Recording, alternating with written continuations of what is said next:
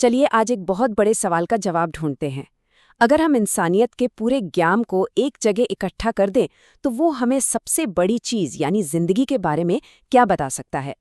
तो जरा सोचिए, अगर इंसान की सारी जानकारी, सारी खोजें एक बड़ी सी किताब, एक सिलेबस की तरह हों, तो ये हमें जीवन के बारे में क्या सिखाएगी? हम इसकी शुरुआत कहाँ से करेंगे? अम, मुझे लगता है हमें शुरू करना चाहिए सबसे बुनियादी चीज से, यानी अस्तित्व के कोड से। हमारी कहानी की शुरुआत होती है एक ऐसी दुनिया से जिसे हम देख नहीं सकते, उन छोटे छोटे निर्देशों से जो हर जिंदा चीज की बुनियाद हैं।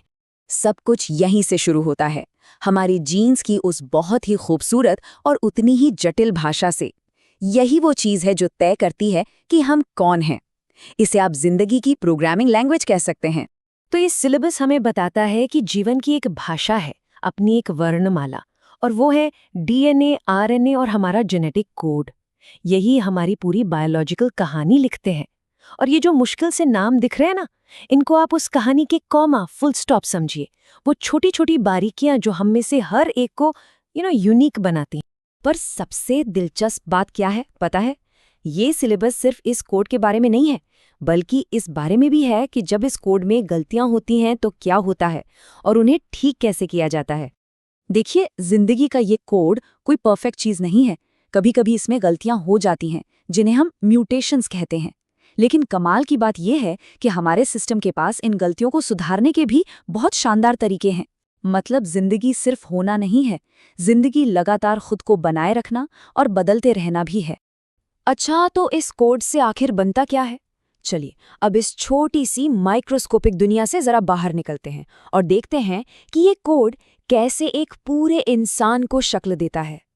हम सब इसी सफर से गुजरते हैं, जन्म से पहले से लेकर बड़े होने तक। हर दौर की अपनी चुनौतियां हैं, अपनी कामयाबियां हैं। ये जिंदगी की किताब के अलग अलग चैप्टर्स की तरह है।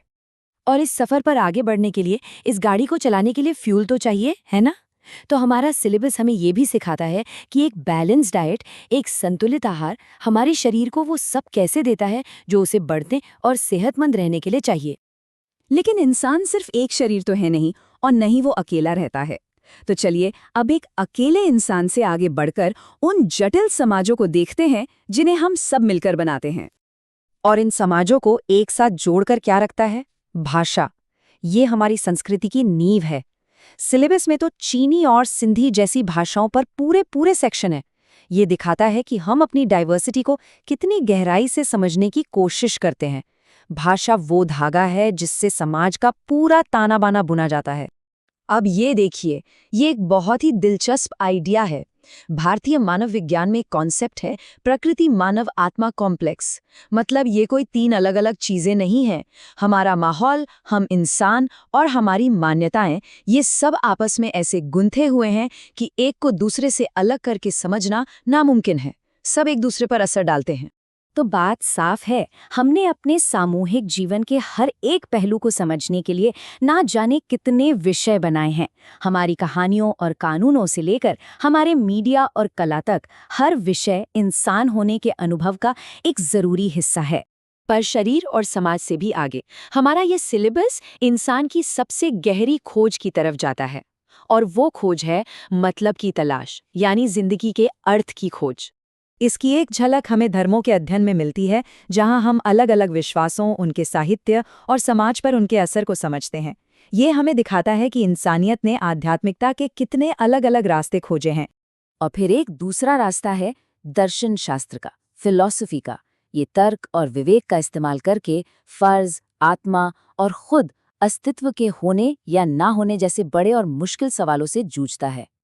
और फिर एक नजरिया ये भी है जो आध्यात्मिक परंपराओं से आता है। ये कहता है कि असली समझ किताबों या बहस में नहीं, बल्कि एक गहरे निजी अनुभव में है। एक ऐसा अनुभव जो आपकी जिंदगी बदल दे। तो इस सब का क्या मतलब निकलता है? मतलब ये कि हमारा सिलेबस, इंसानियत का ये सिलेबस कभी पूरा नहीं होता। ये एक जिंदा किताब है जो हमेशा हमेशा बढ़ती रहती है। हर रोज नई नई फील्ड्स उभर रहे हैं। पुराने ज्ञान को नई नई टेक्नोलॉजी के साथ मिलाया जा रहा है, और ये सब मिलकर जिंदगी को समझने की हमारी इस किताब में नए और रोमांचक पन्ने जोड़ रहे हैं। हमारी ये खोज कभी खत्म नहीं होगी। ये हर विषय में, हर संस्कृति में और हम में से हर एक की जिंदगी में फैली हुई है।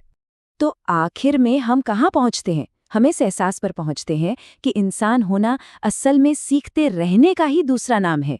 और ये जो जिंदगी को समझने की हमारी कोशिश है ना, ये कभी खत्म नहीं होने वाली। तो सवाल ये नहीं है कि हम कब सीखेंगे, सवाल ये है कि हम अगला अध्याय क्या लिखेंगे।